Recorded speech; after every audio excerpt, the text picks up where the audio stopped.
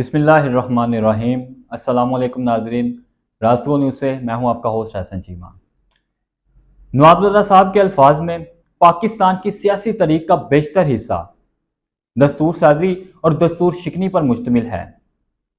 یہاں وہ یہ مصرع بھی پڑھا کرتے ہیں کہ میں تیرا چراغ ہوں، جلائے جا بجھائے جا۔ ناظرین، 1954 کے آئین کو دن کی روشنی تک دیکھنا نصیب نہ ہوئی۔ یہ آئین اور آئین ساز اسمبلی بیوروکریٹ گورنر جنرل ملک غلام محمد کی منمانی کی نظر ہو گئی۔ 2 سال بعد 1956 کا آئین منظور ہوا، جس پر ملک کے دونوں حصوں مشرقی اور مغربی پاکستان میں جشن کا سماں تھا۔ سارے ملک میں چراغاں ہوا۔ اس کے تحت 1959 کے اوائل میں پاکستان کے پہلے عام انتخابات منعقد ہونا تھے کہ 7 اکتوبر کو صدر سکندر مرزا نے commander in chief general Ayub Khan کی تائید کے ساتھ شب خون مارا۔ یہ مملکت خدا داد میں پہلا مارشل لا تھا۔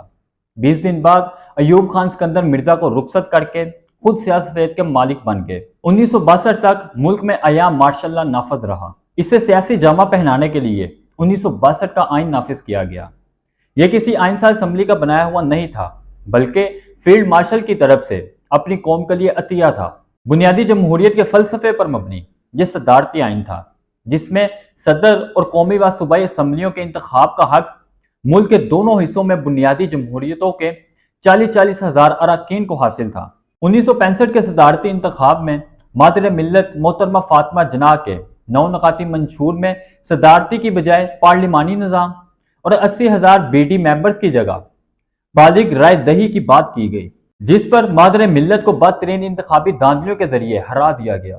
1968 کے اواخر میں ایوب خان کے خلاف مہم ڈکٹیٹر کی طلب کردہ راؤنڈ ٹیبل کانفرنس پر منتج ہوئی، جس میں ایوب خان نے وفاقی پارلیمانی نظام اور بالغ رائے دہی کی بنیاد پر براہ راست انتخاب کے دونوں بنیادی مطالبات تسلیم کر لیے۔ مغربی پاکستان سے بھٹو اور مشرقی پاکستان سے عبدالحمید باشانی نے راؤنڈ ٹیبل کانفرنس کا بائیکاٹ کیا تھا۔ وہ اسے ایوب خان کے ساتھ سودا بازی قرار دے رہے تھے۔ ادھر جنرل یحییٰ خان کی نظر اقتدار پر لگی ہوئی تھی۔ آخر 25 مارچ 1969 کو ایوب خان جنرل یحییٰ خان کو اقتدار سونپ کر ایوان اقتدار سے رخصت ہو گئے۔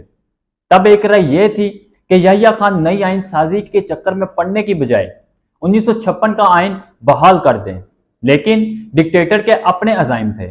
اس نے 1 یونٹ توڑا۔ مشرقی اور مغربی پاکستان میں پیرٹی کو ختم کر کے آبادی کی بنیاد پر نمائندگی کے اصول کے تحت آئین ساز اسمبلی کے انتخاب کا اعلان کر دیا۔ انتخابات ہوئے، لیکن آئین ساز اسمبلی کے اجلاس کی نوعیت ہی نہ آئی۔ جناب بھٹو اسمبلی کے اجلاس میں شرکت کے لیے ڈھاکہ جانے والوں کی ٹانگیں توڑنے کا اعلان کر رہے تھے۔ آخرکار نوعیت مشرقی پاکستان میں 25 مارچ کے فوجی آپریشن تک پہنچ گئی۔ 16 دسمبر کو سقوط ڈھاکہ کے بعد مشرقی پاکستان بنگلہ دیش ہو گیا۔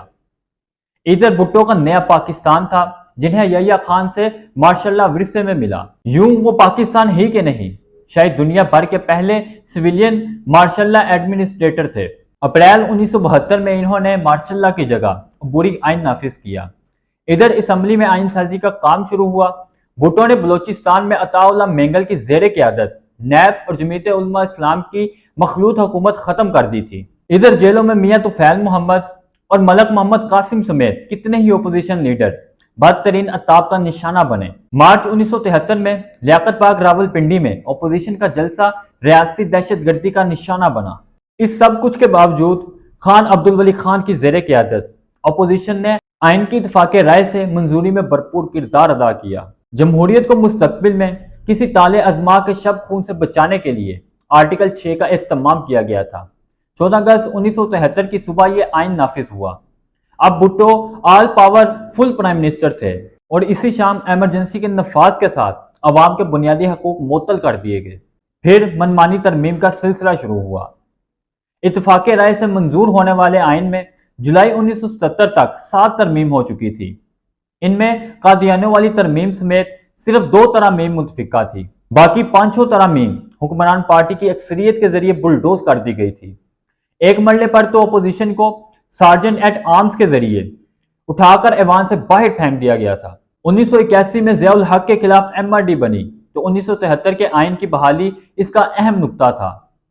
نواب زادہ صاحب کو سخت مشکل کا سامنا کرنا پڑتا جب کوئی گستاخ اخبار نویس سوال کر دیتا जनाब 1973 का कौन सा आइन, वो जो इत्तफाक राय से मंजूर हुआ या वो जो 4 जुलाई 1977 को नाफिज था। दिसंबर 2004 तक वर्दी उतारने के जुबानी वादे पर मुत्तहिदा मजलिस अमल ने सदर को एक बार फिर वो बेपनाह इख्तियारात सौंप दिए थे जिनका किसी पार्लिमानी जमहूरियत में तस्वुर भी नहीं किया जा सकता था। 2008 वाली असम्बली ने तमाम जमातों की इत्तफाक राय से 18वीं तरमीम मंजूर की, जिसमें वज़ीर आज़म के इख्तियारात की बहाली के साथ सूबाई खुद मुख्तारी के हवाले से सूबों को वो इख्तियारात भी दे दिए गए जो वफाकी पार्लिमानी निज़ाम के हामिल दुनिया के बेशतर ममालिक को दिए गए सूबाई इख्तियारात से कहीं बढ़कर थे। दहशतगर्दी इंतहा को पहुंची तो 21वीं तरमीम का डोल डाला गया। फौजी अदालतों को जन्म देने वाली इस तरमीम की मंजूरी के वक्त चेयरमैन सेनेट रज़ा रब्बानी के आंसू निकल आए थे। इनकी ये बात भी काबिल गौर है कि आर्टिकल 6 ताले आजमाई के रास्ते को नहीं रोक सका तो इसे आइन से हज़फ ही क्यों ना कर दिया जाए। इस आर्टिकल को आइन का मुहाफिज करार दिया गया था जिसमें आइन की तखरीब संगीन गद्दारी करार पाई थी। इसके बावजूद फौजी ताले आजमाई का रास्ता ना रोका जा सका। मुशर्रफ ने तो 2 बार आइन शिकनी का इर्तिकाब किया और दोनों बार ना तो कोई अजीम तर कौमी मुफाद, कोई नागजीर मिली मसलियत इसका सबब नहीं थी, बल्कि अपना जाती मुफाद था जो बरूए कार आया। 3 नवंबर 2007 के पीसीओ को तो सुप्रीम कोर्ट भी आइन शिकनी करार दे चुकी थी।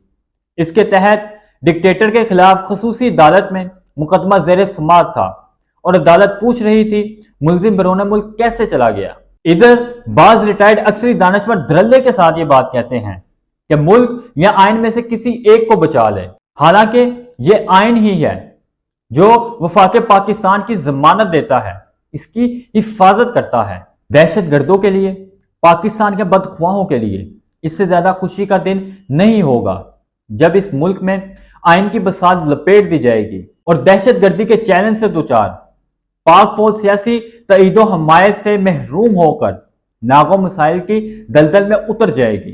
अल्लाह हम सब का हामी नासिर हो। नाज़रीन, दोबारा मुलाकात होगी नई वीडियो नए मौजू के साथ। तब तक के लिए अपने होस्ट एहसन चीमा को इजाज़त दीजिए। अल्लाह हाफिज। पाकिस्तान जिंदाबाद।